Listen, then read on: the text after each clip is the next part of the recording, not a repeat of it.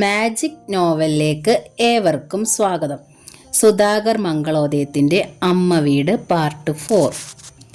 ഈ നോവൽ നിങ്ങൾക്ക് ഇഷ്ടമാകുന്നുണ്ടെങ്കിൽ ലൈക്ക് ചെയ്ത്, ഷെയർ ചെയ്ത്, സബ്സ്ക്രൈബ് ചെയ്ത് ഹൈപ്പും കൂടി ചെയ്യണേ. വൈകുന്നേരം ബന്ധുവായ ഫവത്രാത്രൻ നമ്പൂതിരി ഇല്ലത്തെത്തി. ടീച്ചറേക്കാൾ പ്രായമുള്ള ആളാണ്. രോഗിണിയായ വേളിയും പെൺകൊടയാവാത്ത ടൗണിലെ ഒരു സൂപ്പർ മാർക്കറ്റിൽ ബില്ലടിക്കുന്ന ജോലിക്കാരിയായി മാറിയ 2 പെൺകിടാങ്ങളുമുള്ള അദ്ദേഹത്തിൻ്റെ ഏക സാന്ത്വനമാണ് സുമംഗല. പണമായും സാധനമായും സാന്ത്വനമായും അവർ ആവുന്നൊക്കെ നൽകാറുണ്ട്. അതിലൊക്കെ നിറഞ്ഞ നന്ദിയുമുണ്ട് നമ്പൂതിരിക്ക്. ഇല്ലവും വളപ്പും വിറ്റ് തിരുവനന്തപുരത്തിന് പോവുകയാണെന്ന് കേൾക്കണമല്ലോ സുമംഗലെ, നേരാ? ഫവത്രാത്രൻ ചോദിച്ചു. നേരായേട്ടെ. ഈ വലിയ കെട്ടിടത്തിനുള്ളിൽ തനിച്ചു പാർത്തു ഞാൻ മടുത്തു. രാത്രിയാവുമ്പോൾ പേടി കൊണ്ട് ഉറക്കം വരണില്ല. ഞാനിവിടെ തനിച്ചാണല്ലോ എന്നോർത്ത് ഉണ്ണിക്കും പ്രയാസം. ജോലി കളഞ്ഞ് അതിനിവിടെ വന്ന് കൂട്ടു നിൽക്കാൻ പറ്റുമോ? അപ്പോൾ ഞാൻ അങ്ങോട്ട് പോകണതല്ലേ നല്ലത്. വിൽക്കാതെ പോയാൽ ഇല്ലവും വളപ്പും ചെതറിച്ച് കാട് കയറി നശിക്കും. ശരിയാ, സമ്മതിക്കേണ്ടി വന്നു നമ്പൂതിരിക്ക്. ശരിയാ സുമംഗല പറഞ്ഞത്. പക്ഷെ ഞാൻ വന്നത് മനസ്സിലായി. ടീച്ചർ മന്ദഹസിച്ചു. പറയാതെ ഞാൻ പോവില്ലായിരുന്നു ഏട്ടെ. ഏട്ടയ്ക്ക് എന്തെങ്കിലുമൊക്കെ തരാതെ. കുട്ടി തെറ്റിദ്ധരിച്ചു നമ്പൂതിരിയുടെ അതല്ല ഞാൻ പറയാൻ വന്നത്. മറ്റന്നാൾ ഹരീന്ദ്രനാഥന്റെ ശ്രാദ്ധമാ. അയാൾ പിറന്ന ഇല്ലമാണല്ലോ ഇത്. സുമംഗല അണച്ച ഇവിടം വിട്ടു പോവുകയാണല്ലോ. അതുകൊണ്ട് ഇക്കുറിയെങ്കിലും സുമംഗലയുടെ ഉണ്ണിയെ വിളിച്ചു വരുത്തി നമ്മൾ നമ്പൂരാരുടെ ചടങ്ങനുസരിച്ച് ശ്രാദ്ധകർമ്മം ചെയ്യിക്കണം. ഇവിടുന്ന് പോയി കഴിഞ്ഞാൽ പിന്നെ അയാൾക്കായി ഒന്നും ചെയ്യില്ല എന്നും അറിയാം. അബദ്ധം പിണഞ്ഞ മട്ടിൽ ചുണ്ടിൽ വിരലെന്നമർത്തി നിന്നുപോയ ടീച്ചർ പെട്ടെന്ന് അറിയിച്ചു. കഴിഞ്ഞ മാസം തന്നെ കലണ്ടറിൽ അടയാളപ്പെടുത്തിയതാ ഞാൻ ശ്രാദ്ധത്തിന്റെ തീയതി. പക്ഷെ മറ്റന്നാളാണെന്നുള്ള കാര്യം ഓർമ്മ വന്നതേയില്ല. ഇവിടുത്തെ അവസാന ശ്രാദ്ധമായ സ്ഥിതിക്ക് ഞാൻ ഇപ്പോൾ തന്നെ ഉണ്ണിയെ വിളിച്ചറിയിക്കാം. വരാൻ പറ്റുമോന്ന് നിശ്ചയില്ല. എന്തേ പറ്റാത്തെ? ഫവത്രാത്രന്റെ മുഖം ഇരുണ്ടു. പറ്റണമല്ലോ, സ്വന്തം അച്ഛന് വേണ്ടിയല്ലേ. സുമംഗല ആവശ്യപ്പെട്ടാൽ ആൾ അനുസരിക്കാതിരിക്കുവോ? എങ്കിലതൊന്ന് കാണാമല്ലോ. ടീച്ചർ തിരിഞ്ഞകത്തേക്ക് നടന്നു. ഫോൺ എടുത്ത് ഡയൽ ചെയ്ത് ഒരു നിമിഷം കാതതും മകനെ കിട്ടി. കാര്യം കേട്ടതും ആ ശബ്ദം പക്ഷേ വിറച്ചു. അത് ഞാനിവിടെ 4 ആളുടെ പണി ചെയ്യാനുണ്ടമ്മേ. എന്നിട്ടും വീട് പണി ഒച്ചിനെ പോലെ എഴയുക. അതിനിടയിൽ ഔദ്യോഗിക ചുമതലകളും ഇല്ലേ. ഒറ്റ ദിവസം ലീവില്ല. ഇല്ലം വിറ്റവർക്ക് നൽകിയിരിക്കുന്ന അവധി തീരാറുമായി. അതിനു മുമ്പ് അമ്മയും കൊണ്ട് ഞാനിങ്ങ് പോരണ്ടേ? ശ്രുതിയാച്ച ഒരു ഉത്തരവാദിത്തമില്ലാത്ത മട്ട. ഹോസ്പിറ്റൽ കാര്യങ്ങളും കുട്ടികളുടെ കാര്യങ്ങളും മാത്രം. ശ്രുതിയുടെ അച്ഛനാച്ച സ്വന്തം കോൺട്രാക്റ്റുകളുടെ തിരക്കും. ഗവൺമെന്റ് കോൺട്രാക്ടർ അല്ലേ, എനിക്ക് കുറ്റം പറയാൻ പറ്റുമോ? ഒരു ദിവസത്തെ കാര്യമല്ലേ ഉള്ളൂ ഉണ്ണി, ടീച്ചർ കെഞ്ചി. വെളുപ്പിനെ എത്തി ഉച്ച തിരിഞ്ഞങ്ങ് പോകാം. നാളെ ഒരിക്കൽ ഉണ്ണണം. അതാ ഇപ്പൊ തന്നെ വിളിച്ചത്. ഈ ഇല്ലത്ത് വെച്ചുള്ള അവസാന ശ്രാദ്ധ. അത് കഴിഞ്ഞ് അച്ഛന് വേണ്ടി നീ ഒന്നും ചെയ്യണ്ട. എൻ്റെ ഉണ്ണിയല്ലേ. അമ്മ ബുദ്ധിയും വിദ്യാഭ്യാസവുമുള്ള ആളല്ലേ. ഞാൻ പറയണത് മനസ്സിലാവണില്ലയോ? ഒരു ദിവസമല്ല, ഒരു മിനിറ്റ് എനിക്ക് ഒഴിവില്ല. അല്ലെങ്കിൽ തന്നെ ഈ ശ്രാദ്ധത്തിലൊക്കെ എന്താ അർത്ഥം? അച്ഛനെ എനിക്ക് എന്നേ നഷ്ടമായി. പക്ഷെ ആ ഓർമ്മ എപ്പോഴും മനസ്സിലുണ്ടല്ലോ, അതുപോരെ. പിന്നെ ഇതൊക്കെ ഒരു ചടങ്ങാ. അതിന് പ്രേമനുണ്ടല്ലോ. അന്യജാതിക്കാരനാണെങ്കിലും അച്ഛൻ്റെ മാനസപുത്രൻ. അവനും അവൻ്റെ അച്ഛനും അതൊരു സന്തോഷമായോ അവകാശമായോ എടുത്തിരിക്കണതും. ഇക്കുറി കൂടി പ്രേമനിരട്ടമ്മ അച്ഛൻ്റെ ബലി. ടീച്ചർ ഒരക്ഷരവും ശബ്ദിച്ചില്ല. എന്താ അമ്മ മിണ്ടാത്തത്? പിണങ്ങിയോ? സങ്കടം കൊണ്ട് ടീച്ചർക്ക് വായി തുറക്കാനായില്ല. മകന്റെ അടുത്ത് ഇങ്ങനൊരു കാര്യം അറിയിച്ചതിലായിരുന്നു അവർക്ക് ഏറ്റവും വിഷമം. വരില്ല എന്നറിയാമായിരുന്ന സ്ഥിതിക്ക് ആവശ്യപ്പെടാതിരിക്കാമായിരുന്നു. ഇനിയിപ്പോൾ ഫവത്രാട്ടന്റെ മുമ്പിലും തലകുനിക്കണം. എനിക്കറിയാം. പ്രശാന്തിന്റെ സ്വരം കനത്തു. ഈ ഇടയെ അമ്മ എൻ്റെ ശത്രുപക്ഷത്തായിരിക്കണോ? ഇല്ലവും വളപ്പും വിൽക്കേണ്ടി വന്നതുകൊണ്ടാണെന്ന് എനിക്കറിയാം. വേണ്ടിയിരുന്നില്ല ഒന്നുമെന്ന് ഇപ്പോൾ എനിക്ക് തോന്നുന്നുണ്ട്. പെട്ടെന്ന് ടീച്ചർ ടെലിഫോൺ റിസീവർ വെച്ചു. വ്യസനം അടക്കാനായി ടീച്ചർ ഒരു നിമിഷം അവിടെ തന്നെ നിന്നു. പിന്നെ പൂമുഖത്തേക്ക് ചെന്നു. ഉണ്ണിയെ കിട്ടിയില്ല ഫവത്രാട്ടെ, ടീച്ചർ പറഞ്ഞു. പിന്നെ ആരോടാ കുട്ടി സംസാരിച്ചുകൊണ്ടിരുന്നത്? ടീച്ചർ പതറി. ശീലാവതിയോട്. തുടരെ കള്ളം പറയണതിൽ അവർക്ക് അസഹ്യമായ പാപബോധം അനുഭവപ്പെട്ടു. അപ്പം ഇക്കുറി എന്താ കാട്ടിയ? പവിത്രാദൻ ചോദിച്ചു. ശ്രാദ്ധം മുടക്കാനാ? ആ കുട്ടിയെ തന്നെ വിളിക്കാം, പ്രേമനെ. ഭക്തിയോടും ആത്മാർത്ഥതയോടുമാ അവൻ ചെയ്യണത്. സമ്മതിച്ച്. 2 ഉണ്ട്. പക്ഷേ പിതൃ ഒരു ബ്രാഹ്മണനല്ലേ. ഇതൊരു നായർ ചെക്കനും. നമ്പൂതിരിക്ക് നായർ സ്ത്രീയിലുണ്ടായ മക്കൾ ബലിയിടാറുണ്ട്. അങ്ങനെ ഒരു ബന്ധവുമില്ലല്ലോ. എന്നുവെച്ചാലും അദ്ദേഹം പ്രേമന് മകനായ കണ്ടിരിക്കുന്നത്. അവന്റെ അച്ഛന് സ്വന്തം കൂടപ്പറപ്പായി.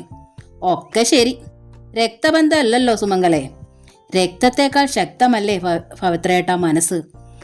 ഞാൻ മരിച്ചാൽ പ്രേമനെ കൊണ്ടുകൂടി ഒരിക്കലെടുപ്പിച്ച് ബലിയിടിക്കണമെന്ന് ഹരിയേട്ട വേണുമേനോന്റെ അടുത്ത് പറഞ്ഞിരുന്നു. അതുപോലെ മേനോനാണ് മരിക്കുന്നതെങ്കിൽ പ്രശാന്തിനെ കൊണ്ട് അദ്ദേഹത്തിന്റെ പിണ്ടം ഉരുട്ടിക്കുന്നു. ശിവ ശിവ, തലയിൽ കഴിച്ചു വെച്ചു പവിത്രാതെ തിരിച്ചിരിച്ചു. സ്വന്തം പിതൃവിന്റെ പിണ്ടമുരട്ടാറില്ല ഈ പ്രശാന്ത്, പിന്നെയാ ഒരു കീഴ്ജാതിക്കാരന്റെ. ഏതായാലും മേനോൻ ആദ്യം മരിക്കാതിരുന്നത് നന്നായി. ഞാൻ പോയി മേനോന്റെ അടുത്ത് പറയട്ടെ, ടീച്ചർ അറിയിച്ചു. മറ്റന്നാൾ ശ്രാദ്ധമാണ്, പ്രേമനെ കൊണ്ട് നാളെ ഒരിക്കൽ ഊട്ടിക്കണമെന്ന്. എന്തിനേ അതിന് സുമംഗല പോണത്? ആ ശീലാവതി അയച്ചാ പോരെ? പോരേട്ടെ, പ്രേമന്റെ അച്ഛൻ്റെ അടുത്ത് എൻ്റെ ഉണ്ണി അല്പം മുഷിഞ്ഞ് സംസാരിച്ചിട്ടുണ്ട്. പിന്നീട് അദ്ദേഹം ഇങ്ങോട്ട് വന്നിട്ടില്ല. ആ സ്ഥിതിക്ക് ഞാൻ ചെന്ന് പറഞ്ഞാലേ ശരിയാവൂ. ടീച്ചർ ഒതുക്കി ഇറങ്ങി പുറത്തേക്ക് നടന്നു. നടക്കുന്നതിനിടയിൽ തിരിഞ്ഞു നോക്കാതെ അറിയിച്ചു, ഞാൻ മടങ്ങി വന്നിട്ടേ ഏട്ട പോകാവൂ. പവിത്രാതൻ അതിന് മറുപടിയോ ഒന്നും പറഞ്ഞില്ല. ബസ്സുകൾ പോകുന്ന റോഡിനരികിലായിരുന്നു വേണുമേനോന്റെ വീട്. വീടിന് മുന്നിൽ റോഡിന് അഭിമുഖമായി പ്രേമന്റെ തയ്യക്കടയും മേനോൻ നടത്തുന്ന പലചരക്ക് കടയും. തയ്യൽ കടയിൽ പ്രേമൻ ജോലി തിരക്കിലായിരുന്നു. അതിനിടയിൽ സഹായി ഒരാളുടെ അളവെടുക്കുന്നു. തയ്ച്ചത് കിട്ടാനായി കാത്തു നിൽക്കുന്ന 2 പെൺകുട്ടികളും ഉണ്ടായിരുന്നു കടയുടെ മുന്നിൽ. പലചരക്ക് കടയിൽ പക്ഷേ താരതമ്യേന തിരക്ക് കുറഞ്ഞ സമയമായിരുന്നു. ടീച്ചറെ റോഡിൽ കണ്ടത് മേനോൻ പുറത്തേക്ക് ഇറങ്ങി വന്നു. എങ്ങടേക്കാ ഈ നേരത്ത്? ഇങ്ങടേക്ക് തന്നെ, ടീച്ചർ പുഞ്ചിരിച്ചു. മറ്റന്നാൾ ഉണ്ണിയുടെ അച്ഛന് ശ്രാദ്ധമാണ്. ഇക്കുറി ഉണ്ണിക്ക് വരാൻ കഴിയില്ല. അതുകൊണ്ട് നാളെ പ്രേമനോട് ഒരിക്കലുണ്ടോന്ന് പറയാനാ ഞാൻ വന്നത്. അത് പറയേണ്ട കാര്യമുണ്ടോ? ഓർത്തിരുന്ന് അതൊക്കെ ചെയ്യിക്കാൻ ഞാനില്ലേ. നാളെ പ്രേമൻ ഒരിക്കലുണ്ടിരിക്കും. മറ്റന്നാൾ ബലിയും വിടും. ഉണ്ണി വന്നാലും വന്നില്ലാച്ചാലും അത് ഉണ്ണിക്ക് പകരം ചെയ്യണമെന്നൊന്നുമല്ല. ടീച്ചറുടെ ഉണ്ണിയുടെ അച്ഛന് ഈ വേണു കൊടുത്ത വാക്കാ. ടീച്ചർ ചിറ്റിലശ്ശേരി വിട്ടു പോയാലും അതിനൊരു മുടക്കവും ഉണ്ടാവില്ല. ഉണ്ണി അന്ന് എന്തൊക്കെയോ പറഞ്ഞിരുന്നു. ടീച്ചറുടെ മുഖം താന്നു. മേനന് അലോഹ്യം തോന്നിയിരിക്കുമെന്നായിരുന്നു എൻ്റെ പേടി. പ്രേമ ഹരിക്കുട്ടന്റെ മോന്റെ സ്ഥാനത്ത് നിന്ന് ശ്രാദ്ധം ആചരിക്കുമ്പോൾ ഉണ്ണി എനിക്ക് മോനല്ലേ ടീച്ചറെ? നമ്മുടെ കുട്ടികൾ വല്ല അബദ്ധവും കാണിച്ചാൽ നമ്മൾ അവരെ വേണ്ടാന്ന് വെക്കുവോ? ടീച്ചറുടെ കണ്ണുകൾ നിറഞ്ഞു. ടീച്ചർ വീട്ടിലേക്ക് വരൂ, നമുക്ക് ഇരുന്ന് സംസാരിക്കാം. വിലാസിനിതാ വാതുക്കൽ കാത്തു നിൽക്കണു. അവിടേക്ക് കണ്ണുകൾ തിരിച്ച് മേനോന്റെ ഭാര്യയെ നോക്കി ഒന്ന് പുഞ്ചിരിച്ചിട്ട് ടീച്ചർ അറിയിച്ചു. ഇരിക്കണില്ല കേട്ടോ, ഇല്ലത്ത് പവിത്രാട്ട വന്നിട്ടുണ്ട്. ഒരു ഗ്ലാസ് ചായ പോലും ഇട്ട് കൊടുത്തിട്ടില്ല. പഴയ ചിട്ടയല്ലേ, അതുകൊണ്ട് ഞാൻ അങ്ങോട്ട് ചെല്ലട്ടെ. പിറ്റേന്നാൾ ഒരിക്കലും അതിനടുത്ത നാൾ ശ്രാദ്ധവും പതിവിൻ പടി നടന്നു. പ്രേമചന്ദ്രൻ ഉരുട്ടിവെച്ച പിണ്ടച്ചോറ് ഉണ്ണാൻ ബലിക്കാക്കകൾ മത്സരിച്ചെത്തി. പൂമുഖത്തെണ്ണയിൽ നിന്ന് ടീച്ചറുടെ മനസ്സ് നിറഞ്ഞ് കണ്ണീരായി പുറത്തേക്കൊഴുകി. ഇനി ഞാൻ പോട്ടെ ടീച്ചറെ. എല്ലാം കഴിഞ്ഞു പ്രേമൻ അരികിലെത്തി ആരാഞ്ഞു. കടയിൽ ഒരുപാട് പണി കിടക്കുന്നു.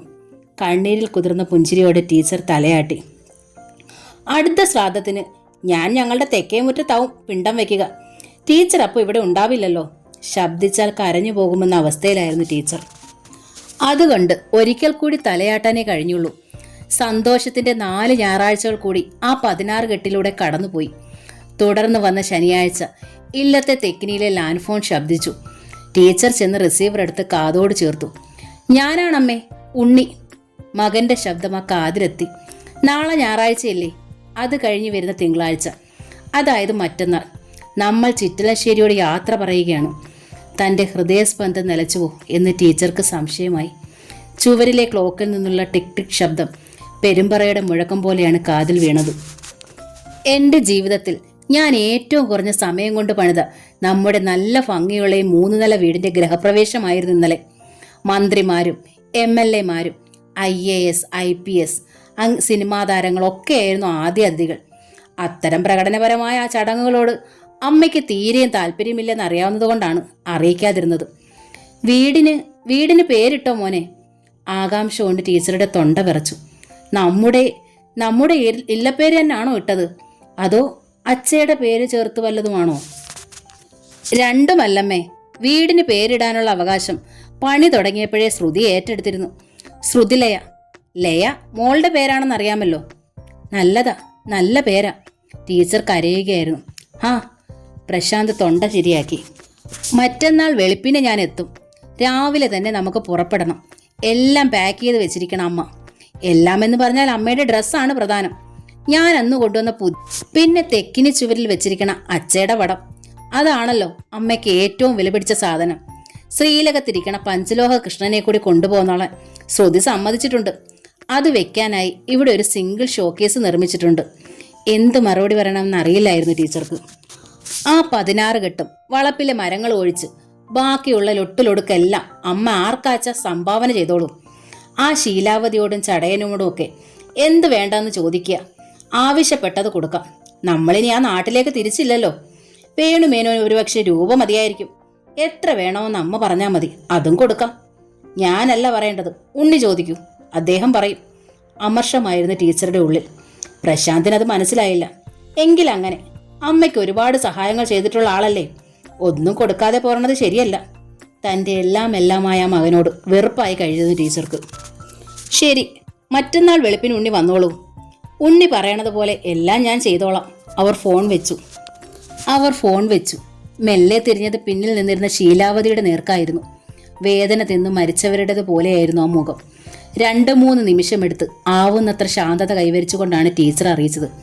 മറ്റന്നാൾ വെളുപ്പിന് ഉണ്ണി വരും. ഇവിടുന്ന് എന്നേക്കുമായി എന്നെ കൊണ്ടുപോകും. ഇനി 2 നാളത്തെ കാഴ്ചയെ നമ്മൾ തമ്മിലുള്ളൂ.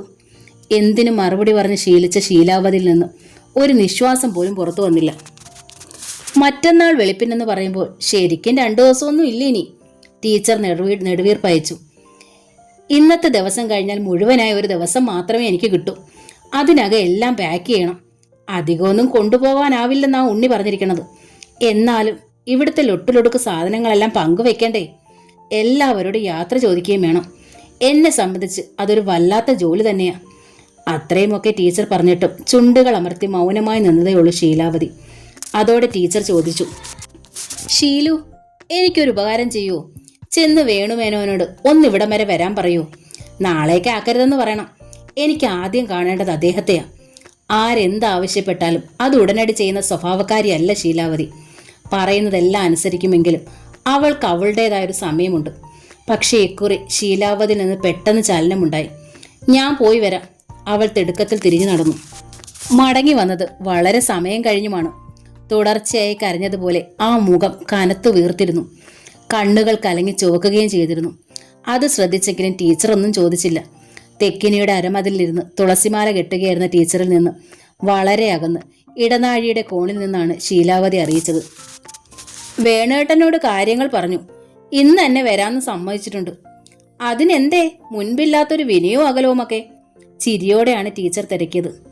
പെട്ടെന്നിപ്പോ എനിക്ക് തീണ്ടായ്മ വന്നുവോ? ഒരു തമാശ കേട്ടതിൻ്റെ യാതൊരു പ്രതിഫലനവും ഉണ്ടായില്ല ശീലാവതിയുടെ മുഖത്ത്. ഒടുവിൽ ടീച്ചർ തോൽവി സമ്മതിച്ചു. എൻ്റെ അടുത്തേക്കൊന്ന് വരൂ നീ ഷീലു. പിരിയുന്ന സമയത്ത് ഇങ്ങനെ പിണങ്ങി നിന്നാൽ എനിക്കത് സങ്കടമാവില്ലേ? എന്തേ ഷീലു എൻ്റെ മനസ്സ് കാണാത്തത്? തൻ്റെ ഇടമുണ്ടായിട്ടല്ല, മറ്റുള്ളവരെ തളർത്തണ്ടാന്ന് വെച്ചാ ഇങ്ങനെ അടങ്ങി നിൽക്കണത്. ഇനിയുള്ള കുറച്ചു മണിക്കൂറെങ്കിലും കൂടി നമുക്ക് സുമംഗല ടീച്ചറും ശീലാവതിയായി തന്നെ ജീവിക്കാം. ശീലാവതി വേഗം നടന്നു വന്നു ടീച്ചറുടെ മുന്നിലെ വട്ടത്തോണിൽ കൈ ചുറ്റിപ്പിടിച്ചു നിന്നു. പോകും മുമ്പ് ഞാൻ എന്താ എൻ്റെ ശീലാവതിക്ക് തരേണ്ടത്? നിറഞ്ഞ സ്നേഹത്തോടെ ടീച്ചർ ആ മുഖത്തേക്ക് ഉറ്റുനോക്കി. പറയൂ. ഒന്നും വേണ്ട. തൂണോട് മുഖം ഒട്ടിച്ചു വെച്ച ശീലാവതി. വല്ലപ്പോഴും എന്നെ ഓർത്താ മതി. ഷീലു പറയാതെ തന്നെ അതൊക്കെ ഉണ്ടാവൂല്ലോ. എന്നാലും എൻ്റെ പൈക്കളെ ഞാൻ നിനക്ക് തരട്ടെ.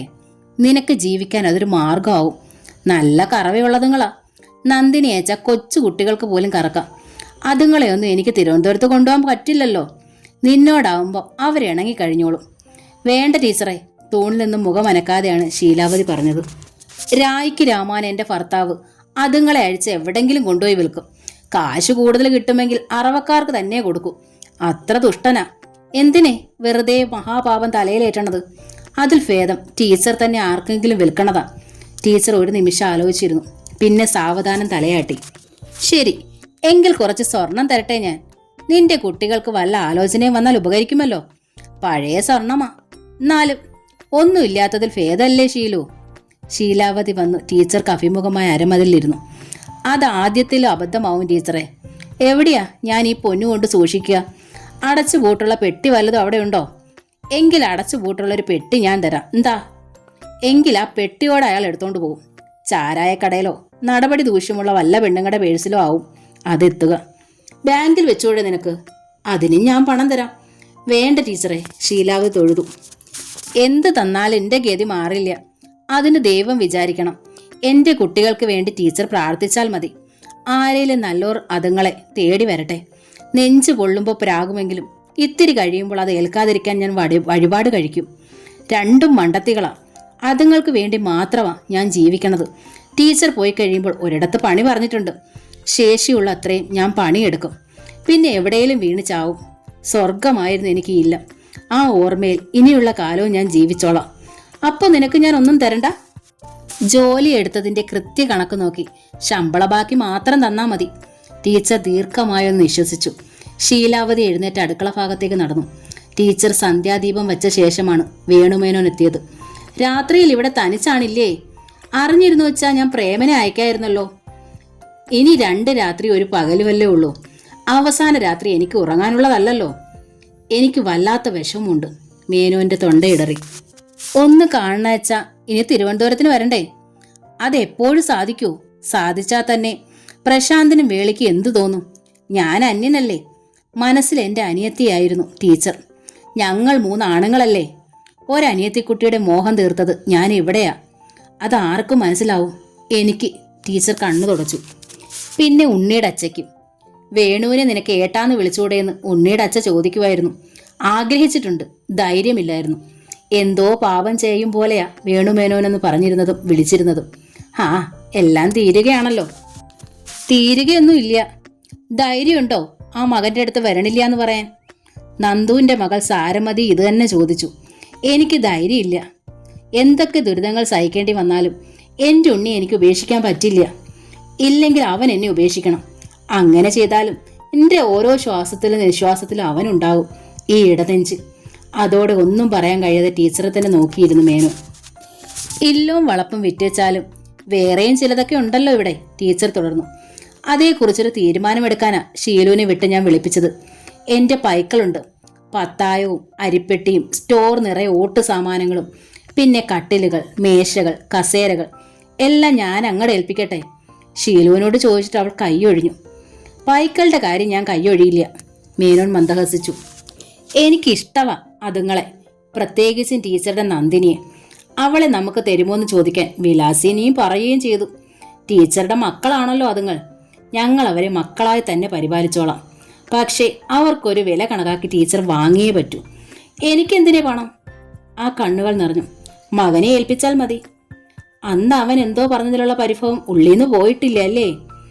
പരിഭവം അല്ല, മക്കൾ ശത്രുക്കളുടെ രൂപത്തിൽ നിന്നാൽ നമ്മൾ നമ്മുടെ അഭിമാനമെങ്കിലും വിട്ടുകൊടുക്കാതിരിക്കണ്ടേ? ഇല്ലെങ്കിൽ പിന്നെ മരിക്കണതല്ലേ നന്ന്. ടീച്ചർക്ക് ഉത്തരമില്ലാതായി. മരസാമാനങ്ങൾ വാങ്ങാനും ഓട്ട് സാമാനങ്ങൾ വാങ്ങാനും ഞാൻ പ്രത്യേക ആളുകളെ കൊണ്ടുവരാം. നല്ല വിലയ്ക്ക് തന്നെ വിൽക്കണം. നാളെ തന്നെ ആൾക്കാർ വന്ന് രൊക്കം പണം തരും. ടീച്ചർ ഇവിടുന്ന് ഇറങ്ങിയ ശേഷമേ സാധനങ്ങൾ കൊണ്ടാവും. അതൊക്കെ ഞാൻ പറഞ്ഞ് ഏർപ്പാടാക്കാം. പൈക്കളെയും ടീച്ചർ പോയ ശേഷമേ ഞാൻ കൊണ്ടുപോകൂ. ആട്ടെ, ദാക്ഷായണി അമ്മയെ ശാരികയെ ആരെ ഏൽപ്പിക്കും? അത് തീരുമാനിച്ചോ? അതാണ് ആദ്യം തീരുമാനിച്ചത്. അവരെ ഞാൻ എൻ്റെ ഒപ്പം കൂട്ടും. കാറിൽ കൊണ്ടുപോവാലോ. അതിനുള്ള അനുവാദം ഞാൻ ഉണ്ണിയോട് വാങ്ങും. എൻ്റെ അറയിൽ കഴിഞ്ഞോളും രണ്ടും. അപ്പോൾ എല്ലാ കാര്യങ്ങൾക്കും ഒരു തീരുമാനമായില്ലേ? ഇനി ഞാൻ ഇറങ്ങട്ടെ. പാക്കിങ്ങിനൊക്കെ സഹായിക്കാൻ നാളെ വിലാസിനി ഇങ്ങോട്ട് വരും. മേനോൻ എഴുന്നേറ്റു. ഒരു കാര്യം കൂടി. ടീച്ചറും എഴുന്നേറ്റു. ഞാൻ മരിച്ചെന്നറിഞ്ഞാൽ? ഛേ, മേനോന് വിഷമമായി. എന്തേ കുട്ടി ഈ പറയണത്? എന്നേക്കാൾ എത്ര ഇളയതാ. ഉടനെ മരിക്കൂന്നല്ല. ടീച്ചർ പുഞ്ചിരിച്ചു. അങ്ങനെ സംഭവിച്ചാൽ എനിക്ക് വേണ്ടിയും പ്രേമനെ കൊണ്ടൊരു പിണ്ടം ഉരുട്ടിക്കണം. മറ്റാരും അത് ചെയ്തെന്ന് വരില്ല. മേനോൻ അത്ഭുതത്തിൽ ടീച്ചറുടെ മുഖത്തേക്ക് തന്നെ നോക്കി നിന്നു. അതിലെന്തേലും അർത്ഥമുണ്ടെന്നുള്ള വിശ്വാസത്തിലല്ല. പുഞ്ചിരിയോടെ തന്നെ ടീച്ചർ തുടർന്നു. പുരാണങ്ങളിലൊക്കെ ഓരോന്ന് എഴുതിയിരിക്കണമല്ലോ. ഇപ്പോഴാച്ച അത്തരം വിശ്വാസങ്ങൾ വർദ്ധിച്ചു വരിക. മരിച്ചാൽ പിന്നെ എന്താ ഉണ്ടാവുമെന്ന് ആർക്കാ നിശ്ചയം? ഒരു നിമിഷം കൂടി നിശബ്ദം നിന്നിട്ട് യാത്ര പറയാതെ മേനോൻ തിരിഞ്ഞു നടന്നു. രാത്രിയിൽ ടീച്ചർ സാരമതിയെ വിളിച്ചു. കുട്ടി വിഷമിക്കരുത്. നാളത്തെ നമ്മുടെ അവസാന ഞായറാഴ്ചയാണ്. ഇന്ന് ഉണ്ണി വിളിച്ചിരുന്നു. തിങ്കളാഴ്ച വെളുപ്പിന് ഞാൻ. ബാക്കി പറയാനായില്ല അവർക്ക്. ടീച്ചറെ, സാരമതി കരഞ്ഞു. ഇത്ര വേഗമാണോ? സമയം കടന്നു പോയത് നമ്മൾ അറിയാഞ്ഞിട്ടല്ലേ? തിരുവനന്തപുരത്തൊരു വലിയ വീട് പൂർത്തിയായി കഴിഞ്ഞു. അതിൻ്റെ ഗൃഹപ്രവേശവും കഴിഞ്ഞിരിക്കണം. നിദ്രയും അലിലയും കൂടി കൂട്ടിക്കോളൂ. എല്ലാവരെയും കാണാൻ ആഗ്രഹമുണ്ട്. പക്ഷേ നിർബന്ധിക്കണ്ട കേട്ടോ, ഞങ്ങളെല്ലാരും വരും ടീച്ചറെ. അവസാന ക്ലാസ് അല്ലേ, നമുക്കൊരു കച്ചേരി നടത്തിയാലോ? പക്കമേളക്കാരോട് പറയണം. രവിയുടെ നമ്പർ നോക്കിയിട്ട് കണ്ടില്ല, അവനോടൊന്ന് പറയുമോ? പറയാം. നാളെ എല്ലാം അവിടെ റെഡി ആയിരിക്കും. ഒരു കാര്യം കൂടി, നാളെ ആരും കരയാൻ പാടില്ല. നാളെയല്ല ഞാൻ പോണത്, മറ്റന്നാളാ. എന്നാലും അടുത്ത ഞായറാഴ്ചയും കാണാമെന്ന് പറഞ്ഞ് സന്തോഷമായി നമുക്ക് പിരിയണം. റെഡിയല്ലേ? റെഡി പറഞ്ഞിട്ട് സാരമതി ഏങ്ങലടിച്ചു കരഞ്ഞു. ഇന്ന് കരഞ്ഞോളൂ, പക്ഷെ നാളെ അരുത്. ടീച്ചർ ഫോൺ വെച്ചു. അന്ന് രാത്രി ടീച്ചർ അത്താഴമായൊരു പഴം പോലും കഴിച്ചില്ല. കിടക്കറയിൽ കിടന്നതുമില്ല. ഓരോ മുറിയിലും ചുറ്റിക്കറങ്ങി നടന്ന് നേരം വെളുപ്പിച്ചു. ശീലാവതി വന്നപ്പോൾ അതിശയിച്ചു. ഉറങ്ങിയില്ലേ ടീച്ചറെ? ഉറങ്ങാനായില്ല ശീലു. കിടക്കറയുടെ വാതിൽക്കൽ എത്തുമ്പോഴേ എനിക്ക് ശ്വാസം മുട്ടാൻ തുടങ്ങും. കിടന്നാൽ ഞാൻ മരിച്ചു പോകുമോ എന്നൊരു പേടി. ഇന്ന് രാത്രിയെങ്കിലും ഉറങ്ങണം, ഇല്ലേച്ചാ നാളെ പോകാൻ നേരത്ത് ഭ്രാന്താവും. ഉറങ്ങാൻ നോക്കാം ഞാൻ. ഇന്ന് രാത്രി ഞാൻ ടീച്ചറോടൊപ്പം ഞാൻ ഉറക്കിക്കോളാം. അപ്പോൾ നിന്റെ കുട്ടികൾ തനിച്ചാവില്ലേ? സന്ധ്യയ്ക്ക് മുമ്പേ അവരോട് ഇങ്ങോട്ട് വരാൻ പറഞ്ഞിരിക്കുക. ഇന്ന് നമ്മുടെ അവസാന രാത്രിയല്ലേ. പുലരുമ്പോഴത്തെ എൻ്റെ അവസ്ഥ എന്താകുമെന്ന് എനിക്കറിയില്ലല്ലോ. എന്തായാലും ഒരു സദ്യ ഒരുക്കണോട്ടോ ഇന്ന്. ഞാനും സഹായിക്കാം. കുട്ടികളെല്ലാവരും വരും. കച്ചേരിക്ക് വാദ്യമേളക്കാരും വരും. എല്ലാവർക്കും ഊണ് കൊടുക്കണം. ശരി ടീച്ചറെ. ശീലാവതി സമ്മതിച്ചു. ടീച്ചർ കുളിച്ച് തേവാരവും ഭാഗവത വായനയും കഴിഞ്ഞു വന്നപ്പോഴേക്കും തെക്കിന് നിറയെ ആളുകൾ. സാരമതിയോടൊപ്പം അച്ഛനും അമ്മയും, നിദ്രയോടൊപ്പം അമ്മയും സംഗീതാധ്യാപികയുമായ ശ്രീജ മേനോൻ. രവിയും അനിലയും തനിച്ചാണ് വന്നത്. പിന്നെ പക്കമേളക്കാർ. വേണുമേനോനും ഭാര്യ വിലാസിനി അമ്മയും, മകൻ പ്രേമചന്ദ്രനും മകൾ നിർമ്മലയും 2 ചെറിയ കുട്ടികളും, കൂടാതെ ചില ദേശപ്രമാണികൾ എത്തിയിരിക്കണു. എല്ലാവർക്കും ശീലാവതി ചായ നൽകി. അത് കഴിഞ്ഞതും കച്ചേരി ആരംഭിച്ചു. സുമംഗല ടീച്ചറുടെ ഇരുവശത്തുമായി രവിയും സാരമതി ഇരുന്നു. ക്ലാസ്സിലെ ഏക ആൺകുട്ടിയായ രവിയാണ് ആരംഭം കുറിച്ചത്. പാടുന്നൊപ്പം അവർ കരയുകയായിരുന്നു. സാരമതി ആ അരക്കെട്ടിൽ കൈ ചുറ്റിപ്പിടിച്ചു. പാടി നിർത്തിയപ്പോൾ ഏങ്ങലുകൾ അമർത്താനാവാതെ ടീച്ചർ നിർത്തി. പിന്നെ ശിഷ്യരാണ് പാടി പൂർത്തിയാക്കിയത്. ഉച്ചയ്ക്ക് ഊണ് കഴിഞ്ഞ് എല്ലാവരും മടങ്ങി. സാരമതിയും ശീലാവതിയും അവശേഷിച്ചു. സന്ധ്യയോടെ ശീലാവതിയുടെ മക്കളായ സുലോചനയും തങ്കലീല എത്തിയതോടെ ടീച്ചറുടെ കവിളിൽ ഉമ്മ നൽകി സാരമതി ഇറങ്ങി. ഗേറ്റ് വരെ ടീച്ചർ അനുയാത്ര ചെന്നു. നമ്മളിനി കാണുമോ? ടീച്ചറെ കെട്ടിപ്പിടിച്ചുകൊണ്ട് സാരമതി തിരക്കി. അതൊക്കെ നമ്മൾ 2 ആളുടെ ഇഷ്ടദൈവമായ ആ കുസൃതിക്കുരുന്ന് തീരുമാനിക്കട്ടെ. അവിടെ എന്തേലും പ്രയാസമുണ്ടായാൽ ഇങ്ങോട്ട് പോരണം. ഒരു കത്തിട്ടാലും മതി, ഇല്ലെങ്കിൽ ഫോൺ ചെയ്യാലോ. ടീച്ചർ മറുപടി ഒന്നും പറഞ്ഞില്ല. അതോടെ അവൾ നടന്നു. ഗേറ്റിൽ തന്നെ ടീച്ചർ നിന്നു. റോഡിന്റെ തിരിവിൽ സാരമതി മറയും വരെ. രാത്രിയിൽ ടീച്ചറുടെ ആഗ്രഹപ്രകാരം നാലകത്ത് കോസടികൾ വിരിച്ച് അവരോടൊപ്പമാണ് ശീലാവതിയും പെൺമക്കളും കിടന്നത്. വിളക്കണച്ചപ്പോൾ ടീച്ചർ പെൺകുട്ടികളോട് പറഞ്ഞു, കുട്ടികളെ, നിങ്ങൾ നിങ്ങളുടെ അമ്മയെ ഒരിക്കലും വേദനിപ്പിക്കരുത്. അവൾ നിങ്ങൾക്കായ ജീവിക്കണത്. ഇരുട്ടിൽ നിന്ന് പക്ഷെ മറുപടിയൊന്നും വന്നില്ല. 4 മണിക്ക് ശീലാവതി ടീച്ചറെ വിളിച്ചുണർത്തി. കുളിക്കാനായി കുളപ്പുരയിലേക്ക് ചെന്ന് അവർക്ക് വിളക്ക് കാട്ടി തുണ ചെന്നു. 6 മണിക്ക് മുമ്പ് ടീച്ചറുടെ തേവാരം കഴിഞ്ഞു. കൃത്യം 6 അടിച്ചപ്പോൾ പൂമുഖമറ്റത്ത് പ്രശാന്തിന്റെ കാർ എത്തി. ഡോർ തുറന്നിറങ്ങിയ അയാളുടെ മുഖത്ത് സന്തോഷമായിരുന്നു. പോകാനായി അമ്മ റെഡിയായല്ലോ ഇല്ലേ? റെഡിയായി. കനമുള്ളൊരു കവർ ടീച്ചർ മകന്റെ കയ്യിലേക്ക് വെച്ചു. എന്നാലും സംഭാവന വേണ്ടെന്ന് പറയുന്നതൊക്കെ അഹമ്മദിയാ. അതാ ഒറ്റ ഒരെണ്ണം നന്നാവാത്തതും. സാരമില്ല, വേണ്ടെങ്കിൽ ഒരു വകയും കൊടുക്കേണ്ട. എത്ര രൂപയുണ്ടിത്? 1,00,000 രൂപയിലധികം വരും. പ്രശാന്തിന്റെ കണ്ണുകൾ മിഴിഞ്ഞു. ആ പഴയ വസ്തുക്കൾക്കൊക്കെ അത്രയും വിലയോ? അതെ, വേണുമേനോന്റെ ഏർപ്പാടാ. എന്തോ പറയാനാഞ്ഞ പ്രശാന്ത് അത് വേണ്ടെന്ന് വെച്ച് അകത്തേക്ക് നടന്നു. അല്പം കഴിഞ്ഞപ്പോൾ സ്യൂട്ട് കേസിൽ തുണികൾ അടുക്കിക്കൊണ്ടിരുന്ന അമ്മയുടെ അരിയിലെത്തിയ അയാൾ. ആ പശുക്കളെ എന്തു ചെയ്യും? അവറ്റോൾ തൊഴുത്തിലുണ്ടല്ലോ. അതുങ്ങളെ മേനോൻ കൊണ്ടുപോയിക്കോളും. അതിനുള്ള പണവും അദ്ദേഹം തന്നിട്ടുണ്ട്. എല്ലാറ്റിൻ്റെയും കണക്കുകൾ ആ കവറിലുണ്ട്. പൈക്കളെയും കാശിന് വിൽക്കേണ്ടിയിരുന്നോ? പണം വാങ്ങാതെ കൊണ്ടുപോവില്ലെന്ന് പറഞ്ഞാൽ എന്താ ചെയ്യുക? എന്നോടുള്ള ദേഷ്യം തീർക്കണതാ. അങ്ങനെയൊന്നും കരുതണ്ട. പോകാൻ നേരെ സന്തോഷമായി എല്ലാവരോടും യാത്ര ചോദിച്ചു പോണം. നിന്റെ അമ്മാമ്മയുടെ സ്ഥാനത്താ അദ്ദേഹം. അച്ഛൻ മാത്രമല്ല, ഞാനും അങ്ങനെയാ കരുതിയിരിക്കണത്. എന്നിട്ട് ആരെയും ഇവിടെ ഇപ്പോൾ കാണണില്ലല്ലോ. എല്ലാവരും ഇന്നലെ വന്നിരുന്നു. യാത്ര പറഞ്ഞു പോവുകയും ചെയ്തു. ഞാൻ പോണത് കാണാൻ പ്രയാസമുള്ളത് കൊണ്ടാവും ഇന്ന് വരാത്തത്. അമ്മ പോരണതിൽ ഈ നാട്ടിലെല്ലാവർക്കും സങ്കടമാണ്. മകൻ്റെ ഒപ്പം പോരണതെന്ന് ആരും ഓർക്കണില്ല. അമ്മ അവരുടേതാണെന്ന ഭാവമാ. ഞാൻ അന്യൻ. എന്നെ കാണുമ്പോൾ എല്ലാവരും മുഖം തിരിക്കണം. ഒക്കെ എൻ്റെ ഉണ്ണിയുടെ തോന്നലാ. ആകട്ടെ, എൻ്റെ ഒപ്പം 2 ജീവികളെ കൊണ്ടുപോകാൻ ഉണ്ണി അനുവദിക്കണം. എൻ്റെ ദാക്ഷായണി അമ്മയെ ശാരികയും. അമ്മ എന്തായി പറയണേ? പെട്ടെന്നായിരുന്നു പ്രശാന്ത് ഉച്ചയുയർത്തിയത്. പൂച്ചയും പാറ്റയും കാണണതേ ശ്രുതിക്ക് ഇഷ്ടമല്ലെന്ന് ഞാൻ എപ്പോഴൊക്കെ പറഞ്ഞിട്ടുണ്ടല്ലോ. പൂച്ചയുടെ ദേഹത്തു നിന്ന് എപ്പോഴും രോമങ്ങൾ പൊഴിഞ്ഞുകൊണ്ടിരിക്കും. പകർച്ചവ്യാധികൾ എളുപ്പം അതുങ്ങളെ ബാധിക്കും. കാണുന്നിടത്തൊക്കെ ചാടി കയറുകയും ചെയ്യും. പൂച്ച എവിടെയെങ്കിലും പൂട്ടിയിടാൻ പറ്റുമോ? പൂച്ചയെ കണ്ടാൽ അപ്പോ ആ വീട്ടിൽ നിന്ന് ഇറങ്ങും ശ്രുതി.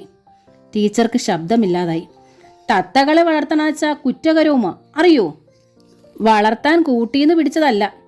കാക്ക കൊത്തി താഴെയിട്ട് പ്രാണൻ പോകാറായതിനെ ഒരുവിധം രക്ഷിച്ചെടുത്തതാ. തിരികെ വിട്ടാൽ മറ്റു തത്തകൾ കൂട്ടത്തിൽ കൂട്ടില്ലാന്ന് ചടയൻ പറഞ്ഞതുകൊണ്ടാ ഒരു കൂട് പണിത് അതിലാക്കിയത്. കൊണ്ടുപോകുമ്പോൾ ആരും അറിയില്ല. എൻ്റെ അറയിൽ നിന്ന് പുറത്തെടുക്കാതെ ഞാൻ സൂക്ഷിച്ചോളാം ഉണ്ണി. പ്രശാന്ത് അതിന് മറുപടി പറഞ്ഞില്ല. ദാക്ഷായണി അമ്മയുടെ കാര്യത്തിനായി ടീച്ചർ ശീലാവതിയോട് കെഞ്ചി. അതിനെയെങ്കിലും കൊണ്ടുപോയിക്കൂടെ ഷീലു? സുപ്രനെ കൊണ്ടുപോവാൻ ഞാൻ നിശ്ചയിച്ചിരുന്നതാ ടീച്ചറെ. 2 പെൺകുട്ടികളുള്ള വീട്ടിൽ രാത്രി കുരയ്ക്കാൻ ഒരു നായ ഉണ്ടാവണം, നല്ലതാണല്ലോ നോർത്ത്. ടീച്ചർക്ക് നിർബന്ധം വെച്ചാൽ ദാക്ഷായണിയമ്മയും കൂട്ടിക്കോളാം. ഊണ് കഴിക്കണ നേരത്ത് ഒരു പിടി ചോറ് കൊടുത്താൽ മതിയല്ലോ. പക്ഷേ തത്തക്കൂടുമായി ടീച്ചർ കാറിൽ കയറിയതും വിൻഡോയിലൂടെ പൂച്ചയും ചാടി അകത്ത് കടന്നു. ശീലാവതിയമ്മേ, പ്രശാന്ത് ഒച്ച വെച്ചു. എടുത്തോണ്ട് പോണുണ്ടോ ഇതിനെ? ഭയപ്പാടോടെ ശീലാവതി പാഞ്ഞു വന്നു. പൂച്ചയെ വാരിയെടുത്തു. ടീച്ചറുടെ കണ്ണുകൾ തുളുമ്പി. പിന്നാമ്പുറത്തേക്ക് കൊണ്ടുപോയിക്കോളൂ, അതിന് ഇനി ഉമ്മറത്ത് കാണണ്ട, പ്രശാന്ത് കൽപ്പിച്ചു. പൂച്ചയെ ചേർത്ത് പിടിച്ച് 2 അടി നീങ്ങിയില്ല ശീലാവതി. അവളുടെ കൈത്തണ്ടയിൽ മാന്തിയിട്ട് ദാക്ഷായണിയമ്മ പാഞ്ഞു വന്ന് കാറിനകത്ത് കടന്ന് ടീച്ചറുടെ മടിയിലേക്ക് മുഖം പുകഴ്ത്തി. കൃഷ്ണ, ഞാനിനി എന്താ കാട്ടാ? ടീച്ചർ വിലപിച്ചു. ഡ്രൈവിംഗ് സീറ്റിൽ കടന്നിരുന്ന പ്രശാന്ത് ഡോർ തുറന്നു പുറത്തിറങ്ങി. എന്നിട്ട് പാഞ്ഞിപ്പുറത്തെത്തി അമ്മയുടെ വശത്തെ വാതിൽ വലിച്ചു തുറന്നു. പിൻകഴുത്തിൽ പിടിച്ച് പൂച്ചയെ എടുത്ത് പുറത്തെറിഞ്ഞ് വിൻഡോ ഗ്ലാസ് ഉയർത്തി വാതിലടച്ചു. വേഗം കാറിൽ കയറിയിരുന്നു. സ്റ്റാർട്ട് ചെയ്തതും കാർ ചലിച്ചതും ബോണറ്റിൽ നിന്ന് ഉരുണ്ട് ദാക്ഷായണിയമ്മ വീണത് കൃത്യം വീലിന് മുന്നിലേക്കാണ്. പ്രാണൻ പിടയുന്നതിൻ്റെ കരച്ചിൽ കേട്ട് ടീച്ചർ ചുറ്റും കണ്ണോടിച്ചപ്പോൾ കണ്ടത് ശീലാവതി കണ്ണുപൊത്തുന്നതാണ്. കൃഷ്ണ, ടീച്ചർ കൈകൾ കൂപ്പി. പ്രശാന്ത് കാർ നിർത്തി തിടുക്കത്തിൽ പുറത്തിറങ്ങി. അയാളുടെ മുഖത്തൊരു നടുക്കമായത് ടീച്ചർ കണ്ടു. ശീലാവതിയമ്മേ, പ്രശാന്ത് പൂമുഖവാതുക്കലേക്ക് തിരിഞ്ഞു. വേഗം 1 ബക്കറ്റ് വെള്ളം കൊണ്ടു നീ ടയർ മുറ്റവും കഴുകുക. എന്നിട്ട് ചടയനോട് വന്ന് ഇതിനെ എവിടെയെങ്കിലും കൊണ്ടുപോയി കുഴിച്ചിടാൻ പറയും. പിന്നെ സ്വയം തലയിൽ തല്ലി. എന്തൊരു കഷ്ടകാലമാണ് എൻ്റേത്. ഒരിക്കൽ കൂടി ടീച്ചർ കൃഷ്ണനെ വിളിച്ചു. ഇക്കുറി ശബ്ദമില്ലാതെയായിരുന്നു. ഒപ്പം കണ്ണുകൾ പൂട്ടി അവർ സീറ്റിൻ്റെ പിന്നിലേക്ക് ചാഞ്ഞു. ശീലാവതിയമ്മേ, പ്രശാന്ത് ശബ്ദമുയർത്തി. പറഞ്ഞത് കേട്ടില്ലേ നിങ്ങൾ? വെറുതെ തൊണ്ട തുറക്കണ്ട. ശീലാവതിയുടെ ഭാവം മാറി. എന്നെ അതിന് കിട്ടില്ല. മഹാപാപം ചെയ്തവർ തന്നെ ബാക്കി ചെയ്. അവൾ വെട്ടിത്തിരിഞ്ഞ് അകത്തേക്ക് പോയി. ഞാൻ ചെയ്യാം. ബക്കറ്റുമായി ചടയൻ കാറിനടുത്തേക്ക് വന്നു. റോഡിലേക്ക് ഇറങ്ങിയ ഇതുപോലെ എത്ര എണ്ണം കാണേണ്ടി വരും? ഇതിലൊന്നും ഒരു മഹാപാപവും ഇല്ല. ബുദ്ധിയും ബോധവും ഇല്ലാത്ത ജീവി ആയതുകൊണ്ടല്ലേ കാറിന് മുന്നിലെടുത്ത് ചാടിയത്. സാരമില്ലെന്നേ, കുട്ടം ബേജാറാവണ്ട. പൂച്ചയെടുത്ത് ബക്കറ്റിലിട്ട് അയാൾ തൊടിയിലേക്ക് പോയി. പ്രശാന്ത് വന്ന് അമ്മയുടെ വശത്തെ വാതിൽ തുറന്നു. അമ്മ പറയേ, ഞാൻ എന്ത് തെറ്റാ ചെയ്തത്? എന്ത് അപരാധമാണ് ഞാൻ ചെയ്തത്? അമ്മയ്ക്ക് നായയും പൂച്ചയും പക്ഷിയെയും പശുവിനെയും ഒന്നും കൂടാതെ വയ്യ. അവിടെ ഒരാൾ കാണിച്ച വളർത്തു ജീവികളെ കണ്ണി കാണുന്ന ഇഷ്ടമല്ല. പൂച്ചയുടെ രോമം വായുവിൽ കലർന്നാൽ അലർജറ്റിക് ആസ്മ വരുമത്രേ. ശ്രുതിയുടെ അമ്മയ്ക്കുണ്ടാ അസുഖം. ഇതിനിടയിൽ ഞാൻ എന്താ വേണ്ടത്? അമ്മയ്ക്ക് വേണ്ടി വേളിയെ വേണ്ടാന്ന് വെച്ചാൽ അതാവും വാർത്ത. സ്ത്രീധന പീഡനത്തിലും അതുൾപ്പെടും. ടീച്ചർ മിഴികൾ തുറന്നില്ല. ഒന്ന് കണ്ണു തുറക്കമ്മേ, പ്രശാന്ത് അപേക്ഷിച്ചു. ആ ജന്തു വന്ന് വണ്ടിക്ക് മുമ്പിൽ ചാടിയത് എൻ്റെ തെറ്റല്ലല്ലോ, ആണോ? ആണച്ച ഞാൻ എൻ്റെ ജീവനം കളയാം, മതിയോ? ഒരു ഞെട്ടലിൽ ടീച്ചർ മിഴികൾ വിടർത്തി. അതോടെ ആ കവിളിലേക്ക് നീർച്ചാലുകൾ ഒഴുകിയിറങ്ങി. അതെ ടീച്ചറെ. ചടയനും കാറിനരികിലെത്തി. റോഡിലേക്ക് ഇറങ്ങിയ മനുഷ്യന്മാരാ ചോരയിൽ കുളിച്ചു കിടക്കണത് കാണാം. പത്രം തുറന്നു നോക്കിയാൽ കാണാലോ, എന്തെല്ലാം വാർത്തകളാ. ഇതൊരല്പപ്രാണിയല്ലേ, അതിന് ഇത്ര ആയുസുള്ളു കൂട്ട്. അല്ലേച്ചാ കാറിന് മുന്നിൽ വന്ന് ചാടണോ? ബക്കറ്റിൽ വെള്ളം കൊണ്ടുവന്ന് അയാൾ സിമെന്റ് ഇട്ട മുറ്റവും കാറിന്റെ മുൻ ടയറുകളും കഴുകി. എന്നിട്ട് പ്രശാന്തിനോട് പറഞ്ഞു, കുട്ടൻ ചെന്ന് കാറി കയറ്. എന്തിനാ സമയം കളയണത്? അമ്മയ്ക്കിതൊന്നും താങ്ങാൻ കഴിയില്ല. അത്ര സാധുവാ. പോരെങ്കിൽ ഇവറ്റകളെയൊക്കെ എത്ര സ്നേഹമായി വളർത്തിയതുമാ. ആ സങ്കടമൊന്നു മാറാൻ കുറച്ച് സമയമെടുക്കും. എന്നാലൊരു കാര്യം, അങ്ങോട്ട് ചെന്നാലെങ്കിലും അമ്മയ്ക്ക് സങ്കടം ഉണ്ടാകാൻ നോക്കണേ. ദേ ആ കണ്ണീന്ന് ഒരു തുള്ളി കണ്ണീര് വീണ ഈ ഭൂമി കത്തും. അതാ ആ മനസ്സ്. ചടയൻ ഇത് വെച്ചോ. പേഴ്സിൽ നിന്ന് 100-ന്റെ 2 നോട്ടുകൾ എടുത്ത് പ്രശാന്ത് നീട്ടി. വിറക് പുരയിൽ ബാക്കിയുള്ള വിറകുകളും സ്റ്റോറിൽ കിടക്കുന്ന ഉണക്ക തേങ്ങകളും ചടയൻ എടുത്തോണ്ട് പോയിക്കോളൂ. സ്ഥലം വാങ്ങിയവർക്ക് അതിൻ്റെയൊന്നും ആവശ്യമില്ല. ചടയൻ ഈ പറഞ്ഞൊന്നും വേണ്ട കുട്ടാ, അയാൾ തൊഴുതു. കൈ നിറയെ തരണ ആളാ ടീച്ചർ. ഇതിനു പുറമെ ഒന്നും തരണ്ടിനി. എൻ്റെ പുരയിലാച്ച മക്കളുടെ മക്കൾ വരെ ഉദ്യോഗസ്ഥരായി. മുത്തപ്പൻ വീട്ടിലിരുന്നോ മതിയെന്നാ അവർ പറയണത്. പാവപ്പെട്ട തന്തമാർക്ക് മക്കളുണ്ടായ അവർ വയസ്സുകാലത്ത് തന്തമാരെ പൊന്നുപോലെ നോക്കും. പണക്കാര് തന്തമാർക്ക് മക്കളുണ്ടായ അവർ ചാവെടുത്ത് തന്തമാരെ വൃദ്ധസദനത്തിലാക്കിയിട്ട് ഭാര്യമാരും മക്കളോടുമൊപ്പം സുഖമായി ജീവിക്കും. ബക്കറ്റുമായി ചടയൻ പിൻമുറ്റത്തേക്ക് നടന്നു.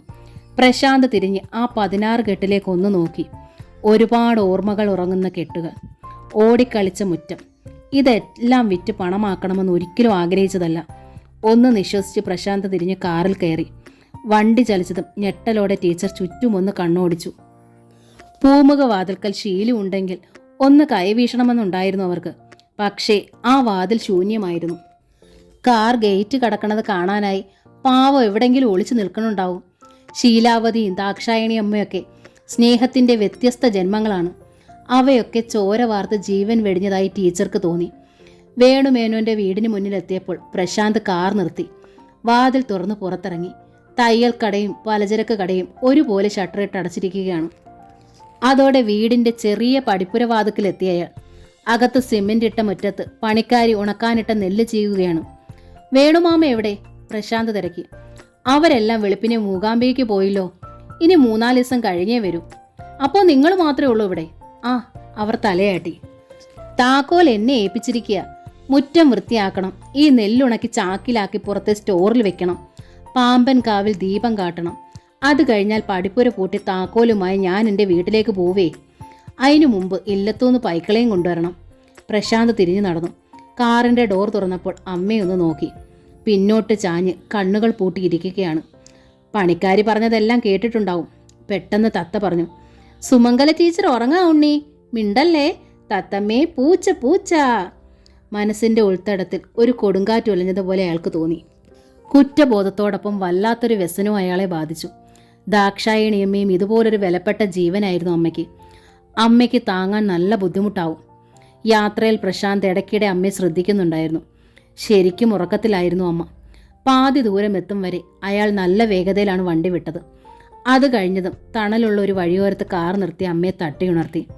ശാരിയയ്ക്ക് ആഹാരം എന്തെങ്കിലും കൊടുക്കണ്ടേ അമ്മേ? മകനിൽ നിന്ന് അങ്ങനൊരു കരുതൽ പ്രകടമായത് ടീച്ചറിൽ വല്ലാത്തൊരു ആശ്വാസം ഉണ്ടാക്കി. അവൾക്കായി ഞാൻ പഴം എടുത്തിട്ടുണ്ടുണ്ണി. ഒരിക്കൽ കൊടുക്കുകയും ചെയ്തു. വിശന്നാൽ എൻ്റെ അടുത്ത് അവൾ പറയാൻ മടിക്കില്ല. പറയാൻ മടിക്കാത്ത ഒരാളുണ്ടല്ലോ എൻ്റെ ഒപ്പം, എൻ്റെ അമ്മ. സമയം 2 കഴിഞ്ഞു. വല്ലതും അല്പം കഴിക്കണ്ടേ? അല്പം അങ്ങോട്ട് നീങ്ങിയാൽ നല്ലൊരു വെജിറ്റേറിയൻ ഹോട്ടലുണ്ട്. ഒത്തിരി വൈകിയാൽ ഊണിൻ്റെ സമയം കഴിയും. ഉണ്ണി കഴിച്ചോളൂ. വയറ് കായണ്ടാന്ന് അങ്ങോട്ട് പറയാൻ ഒരുമ്പെടുകയായിരുന്നു ഞാൻ. എനിക്കിന്ന് ഉപവാസമാണ്. കുടിക്കാൻ തുളസിയിലയിട്ട് തിളപ്പിച്ച വെള്ളം എടുത്തിട്ടുണ്ട് കുപ്പിയിൽ. അത് മതി. എങ്കിൽ ഞാനും ഇന്ന് ഉപവാസമാക്കാം. ശാഠ്യം അരുതേ ഉണ്ണി, അമ്മയെ മനസ്സിലാക്ക്. എൻ്റെ അമ്മയെ എനിക്ക് മനസ്സിലാവൂലോ. അമ്മയുടെ മകനല്ലേ ഞാൻ. ഉപവാസം പാപങ്ങൾക്ക് പരിഹാരമാവുക വച്ചാൽ വല്ലപ്പോഴും ഞാനും അത് നോൽക്കാം. അയാൾ സാവധാനം വണ്ടി വിട്ടു. ഉണ്ണിക്ക് നിർബന്ധാച്ചാ ഞാൻ ആഹാരം കഴിക്കാം. വേണ്ടമ്മേ, അങ്ങോട്ട് ചെന്നാൽ പിന്നെ അമ്മയെ എത്രമാത്രം സന്തോഷിപ്പിക്കാൻ എനിക്കാവോന്നറിയില്ല. നമ്മൾ രണ്ടും തനിച്ചായിരിക്കുമ്പോഴെങ്കിലും അമ്മയുടെ ഒപ്പം നിൽക്കാൻ ഞാൻ. ടീച്ചർ മറുപടി പറഞ്ഞില്ല. അമ്മയുടെ ഭാവം എന്തെന്നറിയാൻ റിയർ വ്യൂ മിറർ ഒന്ന് അഡ്ജസ്റ്റ് ചെയ്തു പ്രശാന്ത്. കിളിക്കൂട് ഒന്നുകൂടി തന്നോടടുപ്പിച്ച് പിടിച്ചിരിക്കുകയാണ് ടീച്ചർ. കൂട്ടിനുള്ളിലെ വലയത്തിലിരുന്ന് പക്ഷി ഉറങ്ങുകയാണ്. വണ്ടിയുടെ ചലനത്തിനൊപ്പം ആ റിങ്ങും കിളിയും ആടുന്നു. പത്മനാഭസ്വാമി ക്ഷേത്രത്തിൽ തൊഴണ്ടേ അമ്മയ്ക്ക്? ഒടുവിൽ പ്രശാന്ത് അന്വേഷിച്ചു. ആയോ? 1/2 മണിക്കൂറിനുള്ളിലാവും. ഗ്ലാസ്സിലൂടെ പുറത്തേക്ക് നോക്കിയപ്പോൾ സമയം സായാഹ്നമായതുപോലെ ടീച്ചർക്ക് തോന്നി. ഉണ്ണിയുടെ വീട്ടിൽ ചെന്ന് കുളി കഴിഞ്ഞു പോകാം ക്ഷേത്രത്തിൽ. എത്ര നാളുകൂടി ഒന്ന് ശ്രീപത്മനാഭനെ. സംഗീത കോളേജിൽ പഠിക്കുമ്പോഴാണ് ആറാട്ട് കണ്ടിട്ടുണ്ട്. മഹാരാജാവ് പള്ളിവാളും പിടിച്ച് വരണതും. കാറിൻ്റെ വേഗം നന്നേ കുറഞ്ഞിരുന്നു. ഉണ്ണി ക്ഷീണിച്ചത് പോയതുപോലെ അവർക്ക് തോന്നി. പുറത്ത് വിളക്കുകൾ തെളിയാൻ തുടങ്ങിയിരിക്കുന്നു. സന്ധ്യയ്ക്ക് മുമ്പേ ചെന്ന് കയറാൻ കഴിഞ്ഞില്ലെന്നോ എന്നൊരു വ്യസനവും തോന്നി. ആ വേണുമേനോനെയും കുടുംബത്തെയും കുറിച്ചാണ് ഞാൻ ഓർക്കണത്, പ്രശാന്ത് പറഞ്ഞു. അന്യരായിട്ടും അച്ഛനും അമ്മയും അവരെ സ്വന്തം പോലെ കരുതി എത്രയധികം സ്നേഹിച്ചതാ. അമ്മ അവരുടെ സ്നേഹത്തെക്കുറിച്ച് പറയാൻ ഈ നാവ് പോരായിരുന്നു. എന്നിട്ടൊന്ന് യാത്ര പറയാൻ പോലും അവസരം തരാതെ അവർ മൂകാംബികയ്ക്ക് പോയി കളഞ്ഞില്ലേ. ഇത്രയ്ക്കേ ഉള്ളൂ ആളുകളുടെ സ്നേഹം. നമ്മളെ കൊണ്ടൊരാവശ്യവുമില്ലല്ലോ. ടീച്ചർ വ്യസനത്തിലൊന്ന് ചിരിച്ചു. തിരിഞ്ഞു നോക്കിയ പ്രശാന്ത് അത് കണ്ടു. ഞാൻ പറഞ്ഞത് ശരിയല്ലെന്ന് തോന്നുന്നുണ്ടോ അമ്മയ്ക്ക്? ആളുകളെക്കുറിച്ച് നമുക്ക് എന്ത് ഊഹിക്കാം. അത്തരം ഒരു സന്ദർഭത്തിൽ നമ്മൾ എങ്ങനെയാണോ എന്ന് കണക്ക് വെച്ചാൽ ഓരോരുത്തരും മറ്റുള്ളവരെ കുറിച്ച് ഓരോ നിഗമനത്തിലെത്തണത്. അപ്പോൾ ഞാൻ പറഞ്ഞത് ശരിയല്ലെന്നാണ് അമ്മയുടെ പക്ഷം? തീർച്ചയായിട്ടും. ടീച്ചറുടെ മുഖമുറച്ചു. സുധാകർ മംഗളോദയത്തിൻ്റെ അമ്മ വീട് എന്ന നോവലിൻ്റെ ഈ ഭാഗം ഇവിടെ പൂർണ്ണമാവുകയാണ്. അടുത്ത ഭാഗം ഉടൻ തന്നെ അപ്ലോഡ് ചെയ്യുന്നതായിരിക്കും. താങ്ക്